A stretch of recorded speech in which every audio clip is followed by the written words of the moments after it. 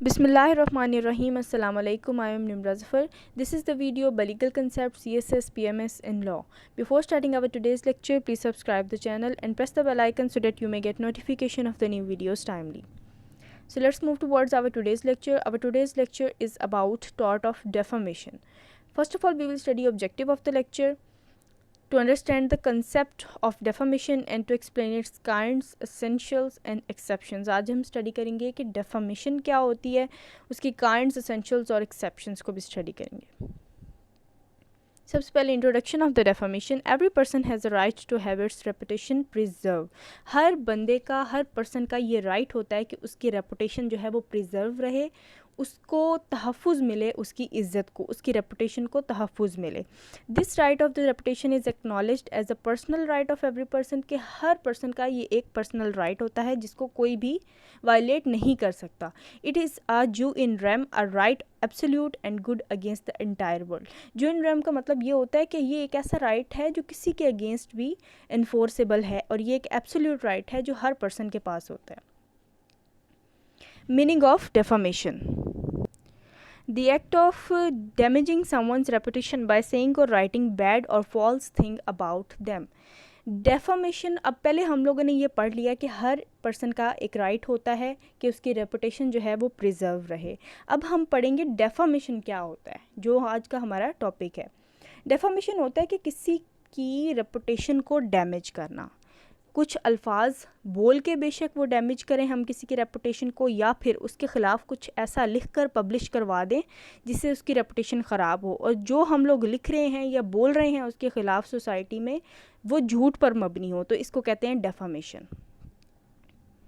Definition. Defamation contains आ डेफामेटरी statement. कि इसमें जो स्टेटमेंट होती है, जो बोला गया होता है, ये जो लिखा गया होता है किसी के ख़िलाफ़, वो डेफामेशन पे बेस करता है. मतलब वो डेफामेटरी स्टेटमेंट होती है, झूठी होती है.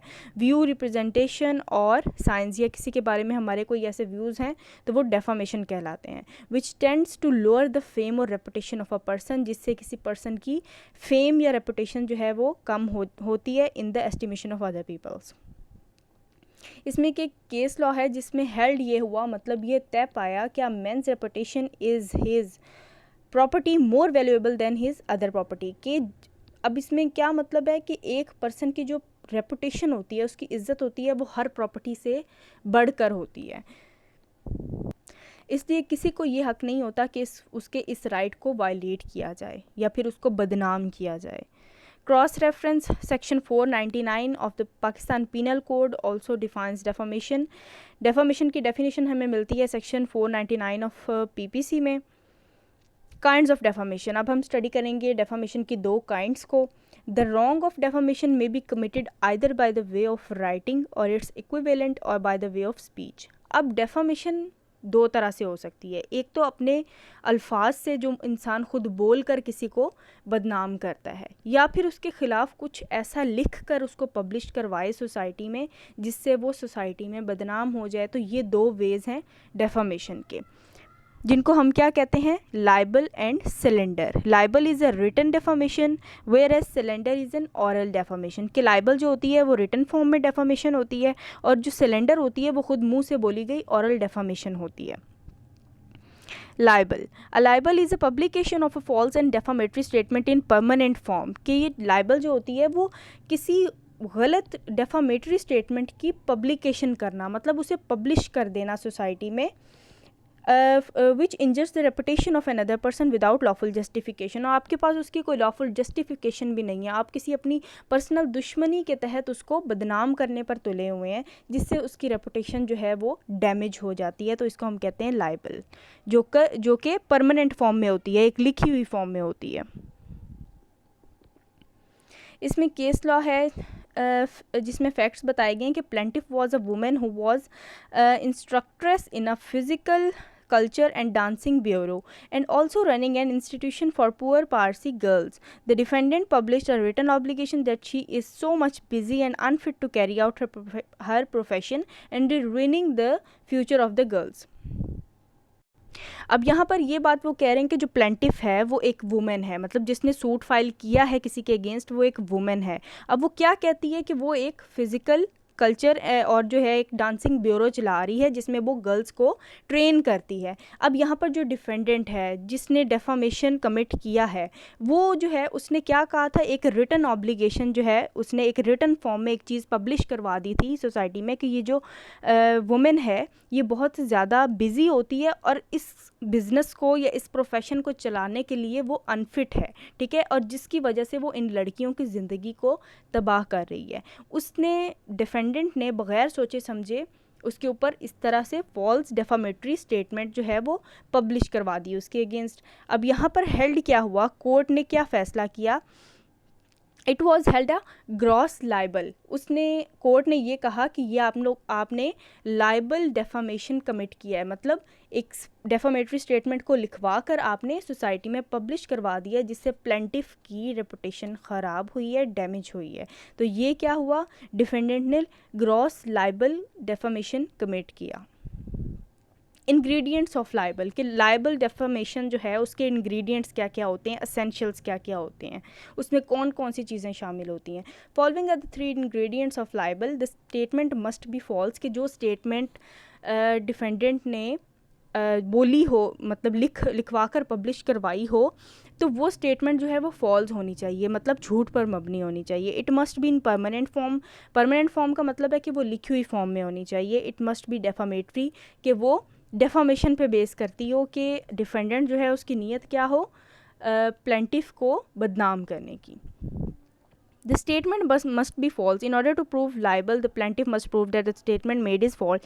ये ingredients वाली बात ही वो दोबारा कर रहे हैं कि जो स्टेटमेंट है प्लेंटिफ को ये प्रूव करना पड़ेगा कोर्ट में कि जो डिफेंडेंट ने स्टेटमेंट लिखवा कर पब्लिश करवाई है वो फॉल्स स्टेटमेंट है, वो झूठ पर मबनी है, उसमें कोई सच्चाई नहीं है।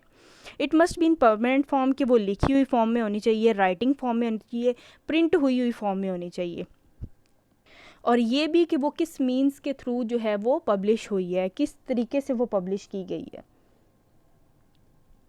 It must be defamatory. In order to bring an action for the libel, plaintiff must prove that the permanent statement made by the defendant is defamatory. के plaintiff को ये बात भी कोर्ट में प्रूव करनी पड़ेगी कि जो defamatory statement उसके अगेंस्ट लिखवाई गई है, पब्लिश करवाई गई है, वो जो है वो defamatory statement है, वो उसकी रेपुटेशन को डैमेज करने के लिए बनवाई गई थी।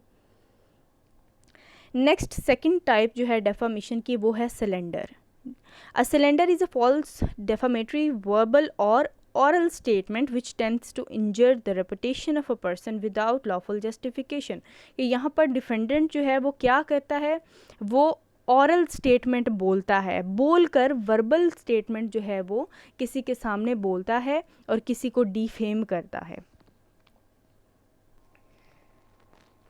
इसमें केस लॉ है जिसमें हेल्ड ये हुआ, it was held that false verbal allegation, allegation कहते हैं इल्ज़ाम को, it was held that false verbal allegation without proof of special damage is actionable slander. वो ये कह रहे हैं कि जो सिलेंडर होती है, मतलब सिलेंडर डेफामेशन होती है, वो एक्शनेबल पर्सी होती है, उसके लिए कोई स्पेशल प्रूफ की ज़रूरत नहीं पड़ती, वो एक्शनेबल पर्सी है। इंग्रेडिएंट्स ऑफ सिलेंडर्स, सिलेंडर के इंग्रेडिएंट्स मतलब उसके एसेंशियल्स को अब हम स्टडी करेंगे। The ingredients of actionable slander are as follow, the matter complained of must be defamatory. ये वही बात आगे जो स्टेटमेंट होगी वो डेफामेटरी स्टेटमेंट होनी चाहिए। Matter is defamatory when it lowers the other in the estimation of the right thinking people, it must be false and must not be privileged. Same वही कि ये फॉल्स स्टेटमेंट होनी चाहिए। It must refer to the plaintiff, कि जो statement बोली जाएगी वो प्लेंटिफ के अगेंस्ट बोली गई होनी चाहिए। इट मस्ट बी वर्बल और ऑरल, और ये वर्बल होनी चाहिए, खुद बोली गई स्टेटमेंट होनी चाहिए, लिखी हुई स्टेटमेंट से इसका कोई ताल्लुक नहीं होता। It must be published by defendant, और ये जो स्टेटमेंट है ये डिफेंडेंट की तरफ से होगी। There must be a special damage done by the defendant, कि यहाँ पर जो डिफेंडेंट है उसने डैमेज किया हो उसकी रेपुटेशन को। ये जो हमने पढ़ा ये जो है ये सिर्फ जो है उस सूरत में है कि जब डैमेज होगा, ठीक है ना। नेक्स्ट केस लॉ है जिसमें हेल्ड ये हुआ कि to call a women lesbian amounting to defamation, कि किसी औरत को लेस्बियन कहना भी जो है डेफामेशन में आ जाता है. Unchastity in a women by virtue of a slander of a women act 1891 words imputing unchastity और adultery to any women are actionable per se, कि ये जो है ये एक्शनेबल पर्सी होता है. नेक्स्ट जो है सिलेंडर और लाइबल में डिफरेंस बताए गए हैं. Difference as to nature, nature के हिसाब से difference.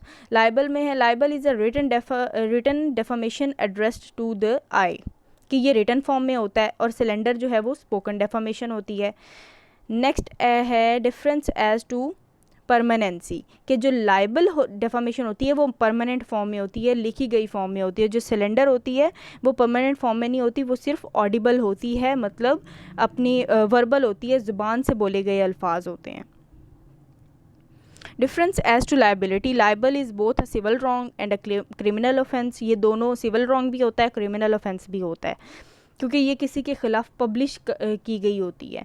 And slander is a civil wrong only, क्योंकि ये सिर्फ ज़ुबान से बोली गई बातें होती हैं, इसलिए ये सिर्फ सिविल रॉन्ग होती हैं. Difference as to action, libel is actionable per se, libel जो है वो एक्शनेबल पर्सी है. Slander is not usually actionable per se, slander जो है वो हमेशा जो है वो एक्शनेबल पर्सी नहीं होता, उसके लिए कोई ख़ास डैमेज होना चाहिए. Difference as to presence of malice, libel shows greater deliberation and raises a suggestion of malice, के लाइबल जो है उसमें सबसे ज़्यादा खदशा होता है किस चीज़ का, मैलिस का, क्योंकि ये एक खुद से पब्लिश करवाई गई किसी के ख़िलाफ़ डेफामेशन होती है, कि जो आप खुद अपनी एक पर्सनल दुश्मनी के लिए किसी के ख़िलाफ़ कोई चीज़ पब्लिश करवा के जो है वो लोगों तक पहुंचाते हो, सोसाइटी में उसकी बेइज्जती होती है. तो ये मैलिस पर बेस करता है. मैलिस क्या होता है, बदनीयती, कि आपकी नीयत ख़राब होती है. और जो सिलेंडर होता है, सिलेंडर में भी uttered in the heat of moment, और जो सिलेंडर होता है वो हो सकता है कि किसी वक्ती गुस्से के तहत हो, ठीक है ना. हीट ऑफ मोमेंट का मतलब किसी वक्ती गुस्से के तहत वो इंसान बोल देता है, इसलिए वो सिर्फ एक जो है सिविल रॉन्ग होता है, वो कोई क्रिमिनल ऑफेंस नहीं होता. लेकिन जो लाइबल होता है वो मैलिस पे बेस करता होता है, और ये क्रिमिनल ऑफेंस भी है.